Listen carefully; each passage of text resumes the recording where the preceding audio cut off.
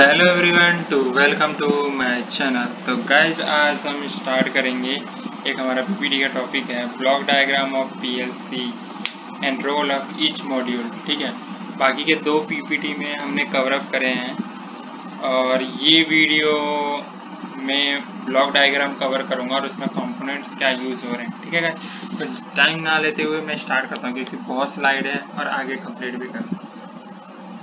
Components of PLC guys, components of PLC का मतलब कि कंपोनेंट्स क्या क्या यूज हुए हैं पीएलसी में। ठीक है, और ब्लॉक डायग्राम, ये जो ब्लॉक डायग्राम होता है ना, किसी भी, पहले बता दो, ब्लॉक डायग्राम एक होता है किसी भी चीज का एक स्मॉल स्ट्रक्चर। मीन्स कि अगर हमें पूरे प्लांट को अगर हम चक्कर लगाते हैं, अगर अच्छे से देखते हैं तो हम उसे घूमने में कम से कम 2 घंटे 2.5 घंटे, अगर सही से देखेंगे तो 4-5 घंटे शाम भी हो सकता है अगर बड़ा प्लांट हुआ तो। लेकिन अगर शॉर्टली देखना है हमें तो हमारे पास एक डायग्राम होना चाहिए, एक तरीका कि हमारे पास इतना बड़ा एरिया है, उसमें सबसे पहले गेट से स्टार्ट होता है, गेट के पास क्या है, गार्ड रूम है, उसके बाद ये है वैसा। तो हर चीज़ का, चाहे होटल हॉस्पिटल किसी भी चीज़ का, या फिर thermal power plant, solar power plant, जहाँ पे जिस तरह का प्लांट होगा, जहाँ पे जिस तरह का मैन्युफैक्चरिंग होगा, उसका अपना स्ट्रक्चर होता है। तो उससे पता लगाना आसान होता है कि हमें स्टोर में जाना तो हम स्टोर के लिए देखेंगे डायरेक्ट, ये नहीं कि पूरा घूम के जाएंगे कि पूछ के जाएंगे, फिर ऐसे टाइम लग जाएगा। सेम वही चीज़ है component, block diagram of PLC और कंपोनेंट्स। अब देखो, ब्लॉक डायग्राम है तो ब्लॉक डायग्राम में कंपोनेंट्स तो यूज होंगे ही। तो स्टार्ट करता हूँ बिना टाइम लिए। ठीक है गाइज, तो ये इनपुट सेंसिंग डिवाइस है। इनपुट सेंसिंग डिवाइस का मतलब है गाइज जो भी इनपुट में लगता है। इनपुट में क्या लगता है? स्विच, कुछ भी सेंसर लग सकते हैं, जब भी तो सेंस करके आगे भेजता है। ये देखो, ये अभी ओपन स्विच है, ये क्लोज स्विच है, ये डोंगल टाइप है, ये भी एक होता है ना कि ऊपर नीचे करने वाला एक स्विच होता है, यूं कर दिया तो वो ऑन ही है, नीचे कर दिया तो ऑफ ही है, ये उस टाइप का है। अब आते हैं इनपुट मॉड्यूल। जैसे पीएलसी में एक इनपुट मॉड्यूल होता है। इनपुट मॉड्यूल का मतलब कि एक पार्ट लास्ट में होता है, फ्रंट में, और एक लास्ट में होता है, जैसे ये। तो इनपुट में हमारा स्विच, सेंसर कुछ भी लग गया, ठीक है, उस टाइप का, टोंगल जो भी नाम का। आउटपुट में जो हमें चलाना है, जैसे मोटर, बल्ब, लोड, कुछ भी, रजिस्टर, कुछ भी चलाना, फैन, एसी, कूलर, कुछ भी, वो लगा दिया। अब देखो गाइस, ये स्ट्रक्चर देखा देखा नहीं लग रहा आपको? लग रहा होगा ये हमने कंप्यूटर क्लास के एक बेसिक में पढ़ा था कि यहाँ से इनपुट से हमने कुछ दिया, बीच में सीपीयू से प्रोसेस हुआ और फिर आउटपुट में हमारा रिजल्ट आ गया। तो हाँ गाइज, वो सेम ही है। हम भी तो कंप्यूटर का यूज करेंगे गाइज। देखो, इनपुट में हमने स्विच लगा दिया, लेकिन जो प्रोसेसिंग और मेमोरी का जो काम होता है वो भी तो हम कंप्यूटर से करेंगे, बस सॉफ्टवेयर अलग होगा। काम तो वही है, प्रोसेसिंग तो वही करेगा, लेकिन सॉफ्टवेयर ही करेगा, कुछ भी प्रोसेस करेगा। तो डिफरेंट डिफरेंट सॉफ्टवेयर की बात है। अब ये नीचे का ये जो प्रोग्रामिंग डिवाइस है, इसका मतलब है कि यही चीज है ये नहीं है कि इसके साथ ये भी ऐड है। ये बता रहा है कि ये सिस्टम है और ये सीपीयू है, इसे प्रोग्राम करेंगे। सीपीयू में मेमोरी, प्रोग्राम डाटा होता है, सबको बताया, फिर प्रोसेसिंग होती है। अब देखो, इन तीनों को पावर सप्लाई चाहिए। देखो, कुछ भी चीज़ अगर तुम चलाओगे तो सबसे पहले इलेक्ट्रिसिटी होना जरूरी है। पावर सप्लाई दोगे जब भी तो वो ऑन होगा, और ऑन होगा जब हम कमांड देंगे या कुछ करेंगे, प्रोग्रामिंग करेंगे, चलाएंगे, नहीं चलाएंगे, या बाद में चलाएंगे, कभी चलाएंगे, उस हिसाब से हम इस पर डिपेंड करते हैं। ठीक है, देखिए, और अब बात आती है ऑप्टिकल आइसोलेशन। ये हो गया इनपुट का, ये हो गया ऑप्टिकल आइसोलेशन आउटपुट का। ठीक है गाइस, अब देखो, हमने इनपुट में जैसे बटन दबाया, हमने मान लो एक्सेल सीट है, एक्सेल में हमने फॉर्मूला लगाया, फिर वो अपने आप सॉल्व करके देता है ना। तो वो जो सेकंड में सॉल्व हो जाता है या माइनर सेकंड में जो सॉल्व होता है, वो ये प्रोसेसिंग टाइम होता है, ये प्रोसेस करता है। ठीक है, और उसके बाद जो प्रोसेस करके हमें जो रिजल्ट देता है प्लस माइनस करके, वो हमारा ये चीज होता है। वैसे ही स्विच है, हमने ऑन करा तो बल्ब जला, बल्ब लगा रखा था बल्ब जलेगा, लाइट जला रखा था लाइट, मोटर जला रखा था मोटर, रजिस्टर लगा था रजिस्टर। ठीक है, अब बात आती है कि मेमोरी। अब देखो, कुछ भी चीज प्रोग्राम बनाएंगे तो ऐसे तो बनता नहीं है, उसमें एक रैम होता है जो फिक्स होती है, एक मेमोरी कार्ड होती है, या फिर एक कुछ भी एक्सटर्नल डिवाइस, यूएसबी हो गया, ठीक है, पेन ड्राइव हो गया। तो ये सब चीजें हैं, कहीं ना कहीं तो स्टोर करने के लिए कुछ होता है ना। अगर नहीं होगा तो वो सीधे बताएगा इनसफिशिएंट स्टोरेज, तो उसमें आप नहीं कर पाओगे। सेम वही चीज है, इनपुट से हमने दिया, प्रोसेस हुआ वो चीज, और रिजल्ट आ गया आपका। हमने स्विच ऑन करते ही समझे लाइट जल जाता है ना, प्रोसेसिंग का पार्ट हमें दिखता ही नहीं है कि क्या हुआ प्रोसेसिंग में। तो यही बात है कि माइनर सेकंड में होता है ये काम, लेकिन हम इसे बारीकी से देखते हैं कि अंदर हो क्या रहा है। ठीक है, ये सब चीज़ें इतनी प्रोसेस होने के बाद वो चीज़ होती है, और हमें लगता है कि 1 मिनट में स्विच दबाया ऑन हो गया। ठीक है गाइस, तो ये है हमारा पूरा एक ब्लॉक डायग्राम पीएलसी सिस्टम का। ठीक है, ये लुक लाइक उसी की तरह है कि जैसे हमने बेसिक में एक कंप्यूटर का पढ़ा था ना, कि यहाँ पे हो गया इनपुट हो गया, ये मॉड्यूल नहीं होता, लेकिन देखो मॉड्यूल का मतलब कि सीपीयू का एक पार्ट हो गया, एक मॉड्यूल होता है जो कनेक्शन होते हैं, जो एक स्विच होती है उतना, उसके बाद एक मॉड्यूल होता है जो हम कनेक्ट करते हैं, जो हम लोड लगाते हैं। तो ये चीज़ अलग चीज़ है, ये पार्ट नहीं होता, उसमें सिर्फ होता है इनपुट और आउटपुट बस, जो हमने पढ़ा। बाकी सब सेम होता है, सीपीयू बीच में होता है, प्रोसेसिंग यूनिट सेम ऐसा ही होता है। ठीक है भाई, इसमें कोई दिक्कत नहीं है। अब आगे बढ़ते हैं नेक्स्ट टॉपिक पे।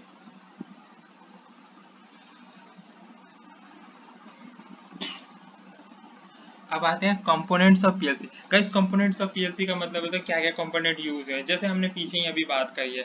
There are 5 basic component of PLC system. जल्दी जल्दी कवर करते हैं। द पीएलसी प्रोसेस और कंट्रोल। देखो पीएलसी सबसे पहले क्या करता है, प्रोसेस करता है और कंट्रोल।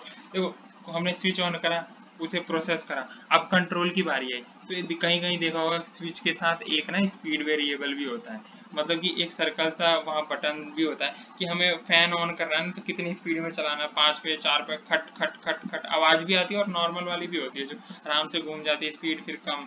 तो वो कंट्रोलिंग सिस्टम हो गया। ठीक है, वो इन सब चीज़ों में आता है। उसके बाद इनपुट आउटपुट मॉड्यूल, जहाँ पे भी आई और स्लैश ओ होगा, इनपुट आउटपुट याद रख लो। आज के बाद मैक्सिमम जगह इनपुट आउटपुट नहीं लिखा होगा, आई ओ लिखा होगा, तो इनपुट आउटपुट होता है मॉड्यूल। इनपुट आउटपुट मॉड्यूल का मतलब जैसे कि मैंने अभी पीछे बताया, इनपुट में सेंसर लग गया, स्विच लग गया, और आउटपुट में हमारा लग गया, वो सब मॉड्यूल है। मॉड्यूल में क्या क्या लगा है, ये सब कंपोनेंट है। कंपोनेंट का मतलब उस चीज में क्या क्या यूज हुआ है, समझ में आ गया उस चीज में क्या क्या यूज हुआ है।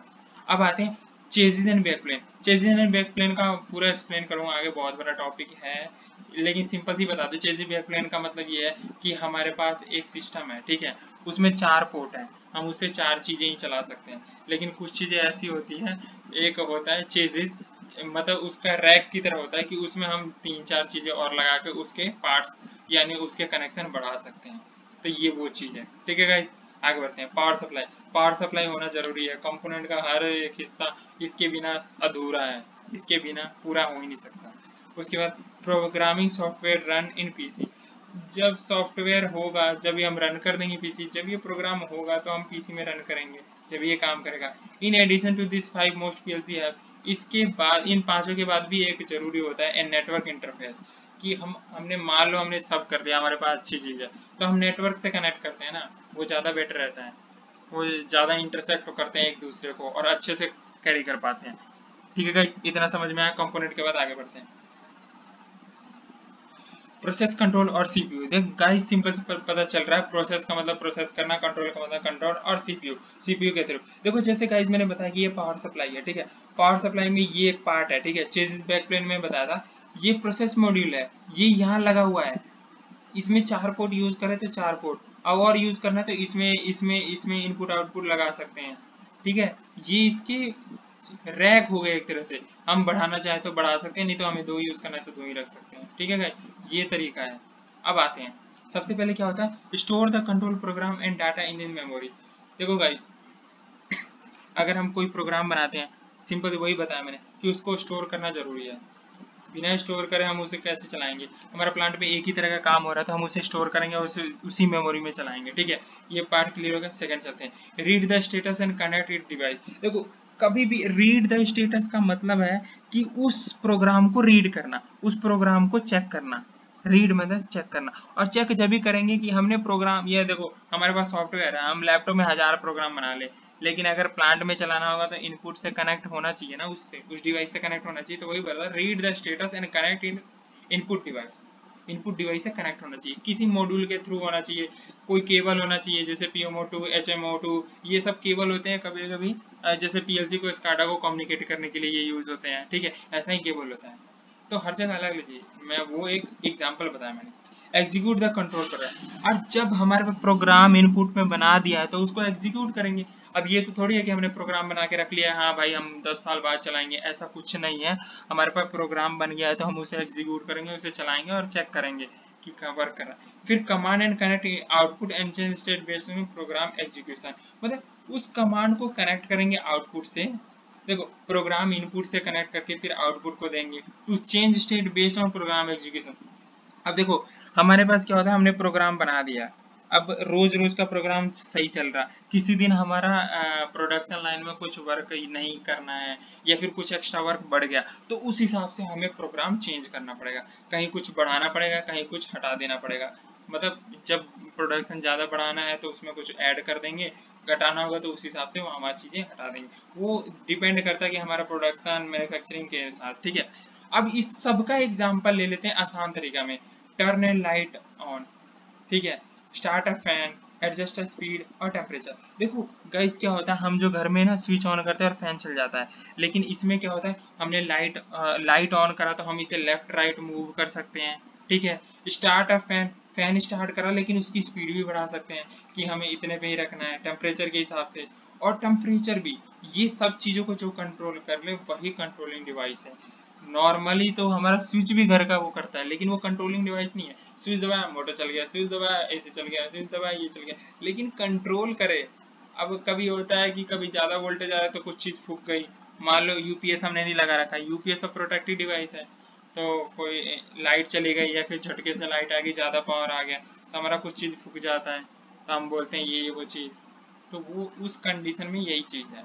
तो ये एडजस्टमेंट जो कंट्रोल उस चीज़ को कर ले, जो संभाल ले, वो बेस्ट है ना।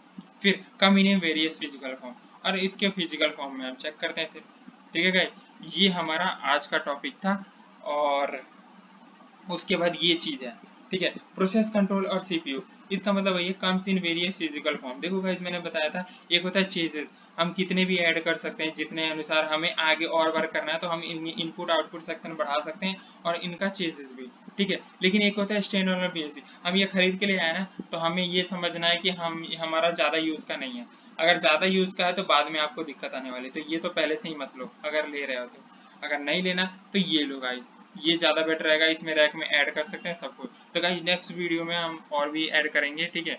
जब तक यहाँ के लिए यही रहने देते हैं।